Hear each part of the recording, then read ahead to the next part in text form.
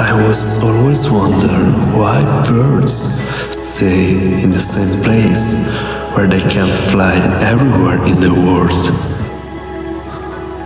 Then, one day, I asked myself the same question.